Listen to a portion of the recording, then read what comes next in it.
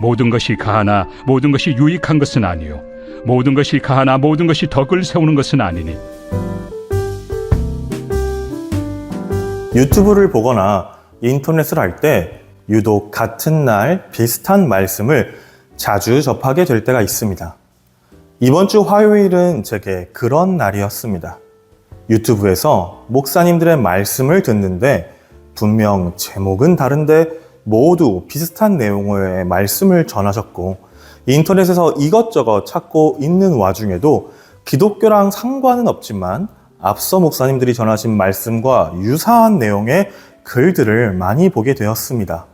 특히나 제가 원래 쇼츠를 거의 보지 않는데 그날 본 쇼츠에서도 김창옥 씨가 이와 비슷한 말을 하여서 정말 놀랐었습니다. 이날 제가 여러 번 듣고 보게 된 말이 바로 오늘 본문의 말씀입니다. 모든 것이 가하나 모든 것이 유익한 것은 아니요. 목사님들은 욥의 말씀을 통해 이 본문을 적용하셨고, 김창옥 씨는 사람과의 관계에서 이 말씀을 적용하였었습니다. 오늘 저는 이 본문 말씀을 가지고 진정으로 유익한 것이란 무엇인지 함께 말씀을 나눠보려 합니다. 오늘 본문은 사도 바울이 고린도 교회에 보내는 편지 중 우상 숭배와 그 재물에 대한 내용을 담고 있는 말씀입니다. 14절에서 22절까지는 우상 숭배를 하지 말아야 함을 말씀하고 있고, 24절에서 33절까지는 우상 숭배에 사용된 재물에 대한 말씀으로 이 음식을 먹는 기준에 대해 말씀하고 있습니다. 그런데 14에서 22절까지의 말씀을 그냥 읽게 되면 잘 이해되지 않는 부분이 생기게 됩니다. 먼저 14에서 22절 말씀을 세 번역으로 보시겠습니다. 그러므로 나의 사랑하는 여러분, 우상 숭배를 멀리 하십시오. 나는 지각 있는 사람들에게 말하듯이 말합니다. 내가 하는 말을 판단하십시오. 우리가 축복하는 축복의 잔은 그리스도의 피에 참이함이 아닙니까? 우리가 떼는 빵은 그리스도의 몸에 참이함이 아닙니까? 빵이 하나이므로 우리가 여럿일지라도 한 몸입니다. 그것은 우리가 모두 그 한 덩이 빵을 함께 나누어 먹기 때문입니다. 육신상의 이스라엘 백성을 보십시오. 제물을 먹는 사람들은 그 제단에 참여하는 사람이 아닙니까? 그러니 내가 무엇을 말하려는 것입니까? 우상은 무엇이고 우상에게 바친 제물은 무엇입니까? 아무것도 아닙니다. 이방 사람들이 바치는 제물은 귀신에게 바치는 것이지 하나님께 바치는 것이 아닙니다. 여러분이 귀신과 친교를 가지는 사람이 되는 것을 나는 바라지 않습니다. 여러분은 주님의 잔을 마시고 아울러 귀신들의 잔을 마실 수는 없습니다. 여러분은 주님의 식탁에 참여하고 아울러 귀신들의 식탁에 참여할 수는 없습니다. 우리가 주님을 질투하시게 하려는 것입니까? 우리가 주님보다 더 힘이 세다는 말입니까? 앞서 본 말씀을 살펴보면 사도 바울은 단순히 우상 숭배를 하지 말라는 말씀보다는 예수님과 함께하는 사람들은 우상 숭배를 할 수 없다고 표현합니다. 이는 고린도전서 6장에서도 나오게 되는 말씀으로, 당시 고린도 교회는 성령을 받은 사람들이 가진 태도가 있었습니다. 바로 예수님을 믿고 성령님이 함께하는 자신들에게는 모든 것이 허용된다고 생각하였던 것입니다. 그것이 음행이든 우상이든 상관없이 말이죠. 그리고 사도 바울 또한 방금 본 말씀을 통해 이러한 사람들의 생각에 어느 정도는 동의하였다는 것을 알 수 있습니다. 당시 고린도 교회의 이러한 모습은 정말 자유로움 그 자체였습니다. 우상을 섬기거나 우상을 섬겼던 음식을 먹어도 괜찮다고 생각하였으며 음행을 저질러도 괜찮다고 생각했기 때문입니다. 그들은 예수 그리스도를 통해 죄와 저주로부터 해방되었기에 스스로 자유하다 생각하였고, 그 자유 속에 이 모든 일을 행해도 된다 믿었습니다. 정말 모든 것이 허용된다고 생각한 것이죠. 그러나 사도 바울은 앞선 6장에서와 마찬가지로 오늘 읽었던 10장에서도 고린도 교회의 성도들에게 모든 것이 허용된다는 것에 대한 제약을 걸어버립니다. 그것이 오늘 본문 말씀입니다. 모든 것이 다 허용된다고 사람들은 말하지만 모든 것이 다 유익한 것은 아닙니다. 모든 것이 다 허용된다고 사람들은 말하지만 모든 것이 다 덕을 세우는 것은 아닙니다. 모든 것이 허용된다고 하여 모든 것이 유익한 것은 아니며 모든 것이 덕을 세우는 일이 아니라는 것입니다. 즉, 유익과 덕이 없다면 그 허용과 자유는 그릇될 수 있다는 것을 사도 바울은 고린도 교회 성도들에게 전달한 것이죠. 사도 바울은 고린도 교회에 무분별하게 성행했던 자유에 대해 분명한 질서를 이야기한 것입니다. 그리고 이 질서의 근본이 예수 그리스도로부터 발생한다는 것 또한 정확하게 짚어주었죠. 저는 이 대목이 너무 중요하다고 생각합니다. 고린도 교회의 성령주의자들도 예수 그리스도로 인해 모든 것을 허용하며 자유를 누리고 있었기 때문입니다. 그들은 예수 그리스도가 자신들의 죄와 허물을 사하여 주셨고 또 성령님이 함께 하시기 때문에 어떤 행동을 해도 예수님과 함께하는 자신들을 끊을 수 없다고 믿었습니다. 그렇게 생각하였기에 우상을 섬기거나 우상에게 제사를 치른 음식을 먹거나 음행을 하여도 전혀 양심의 가책을 느끼지 않았던 것입니다. 오히려 이 세상의 신은 하나님 한 분밖에 없기에 우상을 섬기는 그 행위 자체가 아무 의미도 없다고 말하며 자신감을 드러냈던 것이 그들이었습니다.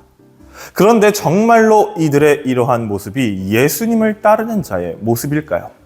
절대 그렇지 않습니다. 사도 바울은 이들이 착각하고 있던 예수 그리스도를 통한 자유와 허용에 대해 짚어줍니다.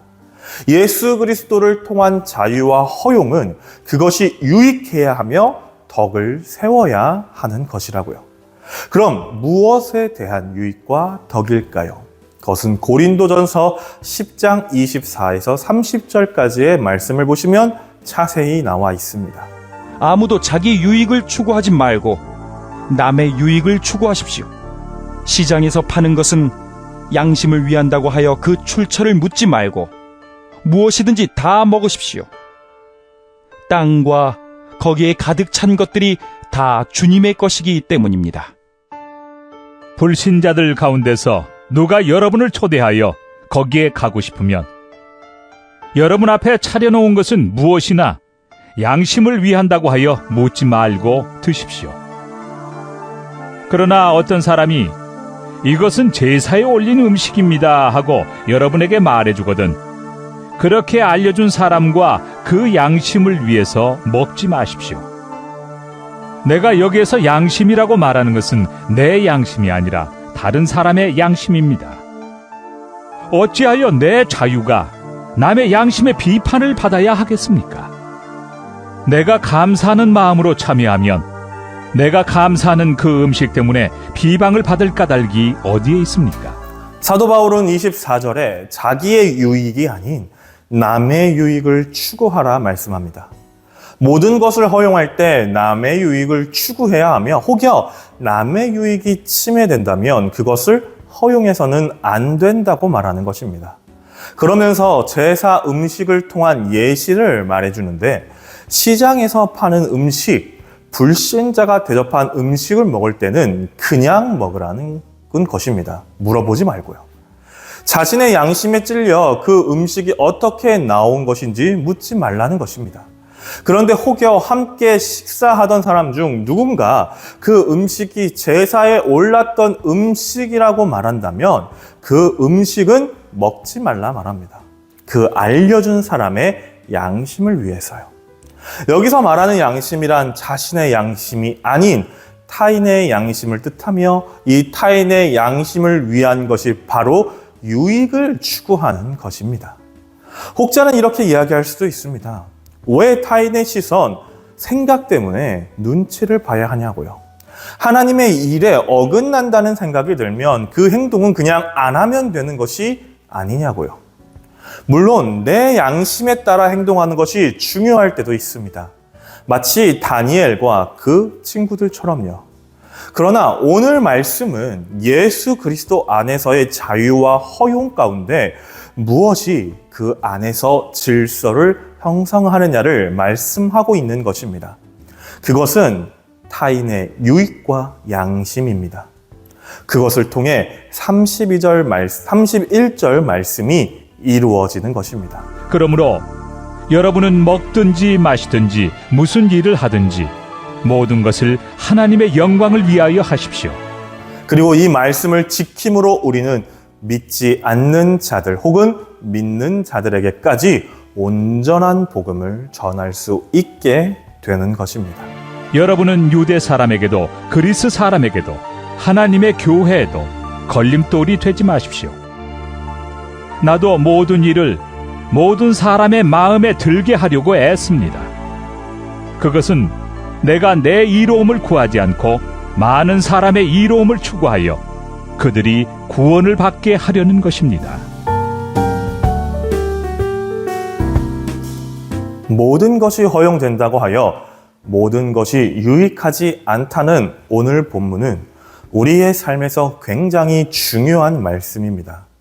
앞서 목사님들의 설교를 통해 들었던 욥의 이야기처럼 욥의 친구들이 욥에게 했던 말이 당시 종교적으로나 사회적으로 틀린 말이 아니었음에도 그 말은 욥에게 어떤 유익도 주지 못했습니다.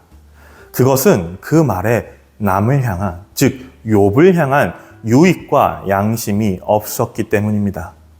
우리도 간혹 예수 그리스도를 전하거나 그러한 삶을 살다 보면 이런 실수를 종종 하게 됩니다.